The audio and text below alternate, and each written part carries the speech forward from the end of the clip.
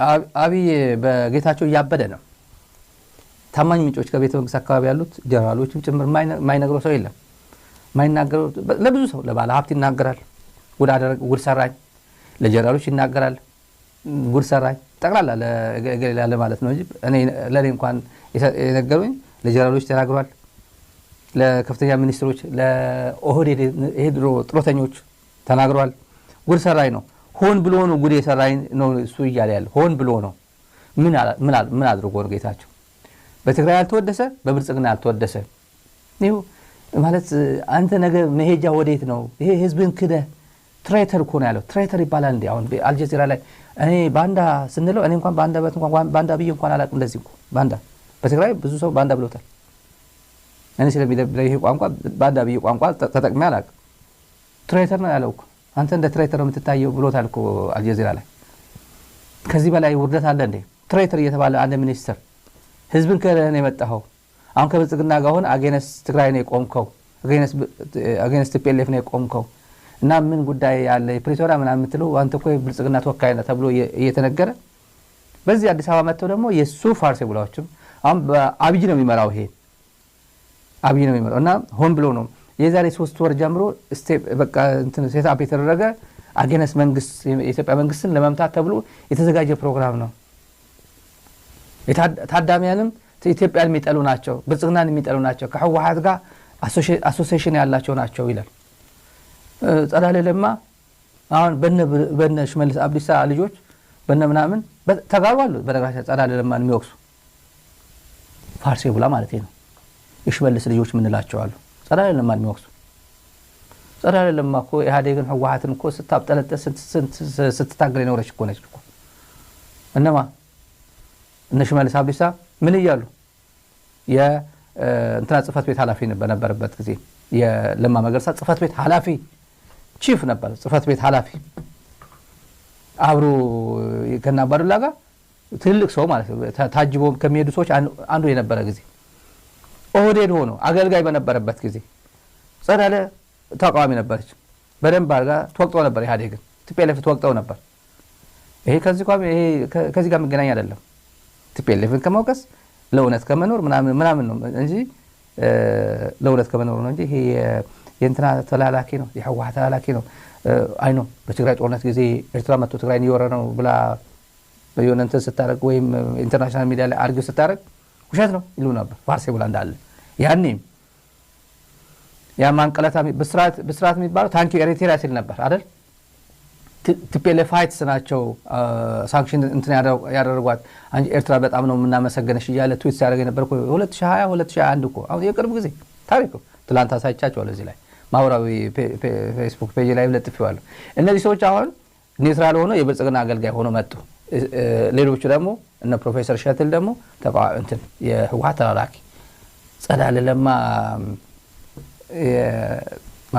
ስለ ጸዳለ እኔ መናገር አለብኝ እንዴ? ይሄን እነዚህ ሰዎች ማፈሪያ ደብቀ የምትደብቁ አይደለም። እነዚህ ሰዎች እውነት ነው ሳናስበው ትልቅ ዳሜጅ ተፈጥሮብናል ብሎ ነው አብይ የሚናገረው። ሳናስበው በኢትዮጵያ ላይ ዳሜጅ ፈጥሯል ጌታቸው ረዳ።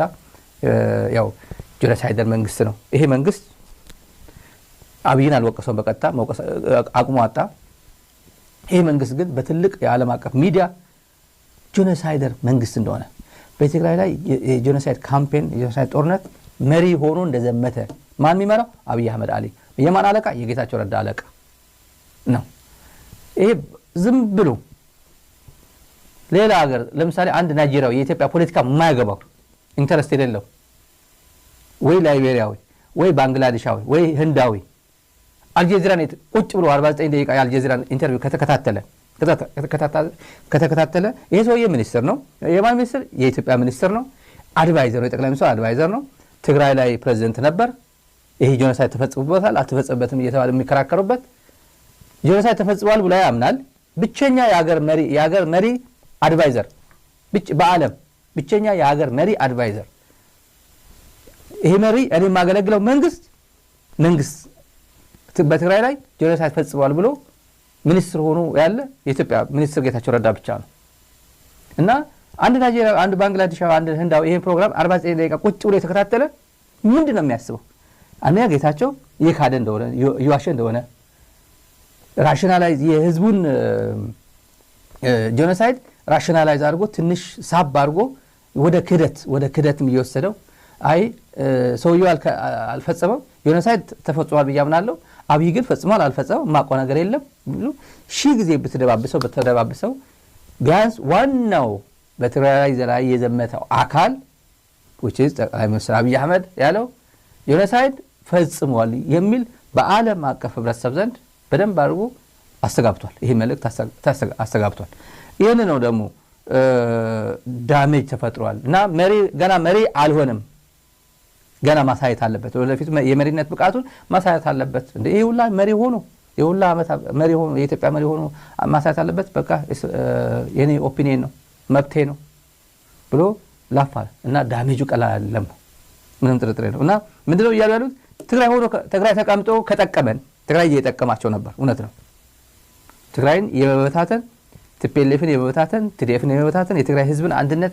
ዲያስፖራውም አገር ቤት ያለው በተለያየ መንገድ የመበታተን ስራ በደንብ አድርጎ ጥንቅቅ አድርጎ ሰርቶላቸዋል ጥንቅቅ አድርጎ በተለይ ዲያስፖራ ሰው አይገባው ነበር እንደዚህ ብሎ ዲያስፖራ ያለው እኔ አንዳንዱ ነቃ ብሎ እየመጣ ወደ ቦታው እየመጣ ነው ይገባኛል አሁን ግን ያልተመለሳል እርግጠኛ መጀመሪያ ቲፒኤልኤፍ ሆኖ በቃ ዲያስፖራ እናንተ ያደረጋችሁት በሁለት አመት ያበረከታችሁት አስተዋጽኦ ምናምን በጣም የሚገርም ነው ምናምን ብሎ በጣም ተናርገናል ያዋጣችሁት ገንዘብ ካለ ሰፖርት ካለ ኦዲት አድርገናል ጥንቅቅ ያለ ነው ምናምን ብሎ ከዛ ተለይቼ አዲስ አበባ ተሄጃለሁ ሲል ስልክ መጣና በነዙም መጥቶ በፍጹም 5 ሳንቲም አልተጠቀምንም ከናንተ ገንዘባል 5 ሳንቲም ኦን ሬኮርድ ነው 5 ሳንቲም አልተጠቀምንም ከናንተ ጋር አሰፋ አብርሃም የሚባለው ሰውዬም ጥንቅቅ ያለ ሚሊዮን ዶላር ሲያንቀሳቅስ የነበረ ምድረ ጀዝባ ሚሊዮን ዶላር ያ ኃላፊነት ወስጄ ነው የምናገረው በሚሊዮን የሚቆጠር ዶላሮች ሲያንቀሳቅስ የነበረ በፍጹም 5 ሳንቲም አልተጠቀምንም አሉ እኔ በማስረጃ ነው የምናገረው ይሄ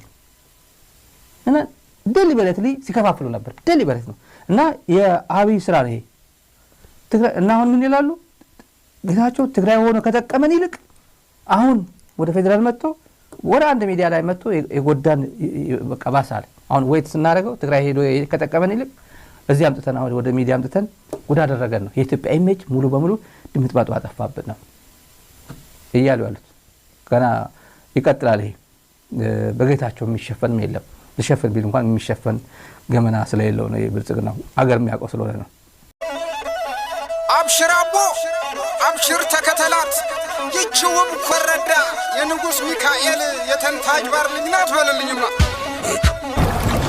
ተንታቲዮ ፍራው አይደለም ወይ ቦረና ናትንታ ቦረና